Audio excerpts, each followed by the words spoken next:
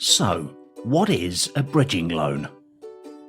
A bridging loan is used to borrow money for a short period of time, usually for less than 12 months. Although bridging finance can be arranged for many reasons, it's typically used to bridge the gap so you can buy a new home before you've sold your current property. There are two types of bridging loan, closed and open. With a closed loan, you have a fixed repayment date. You would usually use a closed loan when you're waiting for your property sale to complete and have a completion date, but you must buy the onward property in the meantime. With an open loan, there is no fixed repayment date. This gives you more flexibility to complete a sale, but the loan should be repaid as soon as possible to minimise the cost. The lender will want to see evidence that your repayment plan is feasible. For example, you will receive enough money from the sale of your current property to enable repayment of the loan.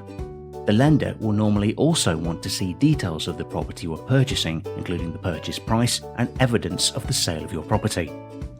It is a good idea to have a backup plan, such as refinance, in case your initial plan fails.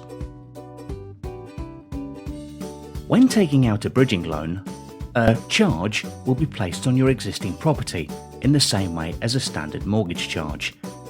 This is a legal agreement that prioritises which lenders will be repaid if you fail to repay your loan. Both the first and second charge bridging loan can use your existing property as security.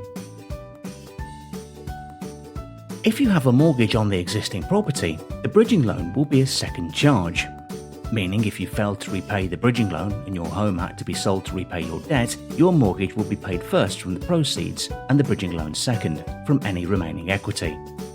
If you own your existing property outright, or you were taking out a bridging loan to repay your mortgage, you will take out a first charge bridging loan.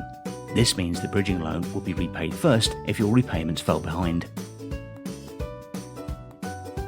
Bridging loan providers will usually lend above £25,000.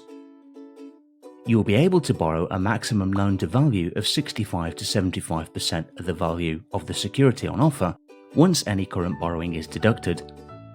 For example, the maximum LTV including current borrowing, bridging loan, fees and interest will not normally exceed 75% of the value of the securities based on the loan running for the full term.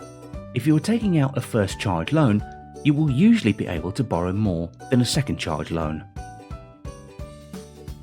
Amongst many other reasons, bridging finance is good for people requiring short-term cash or buying a rundown or uninhabitable property.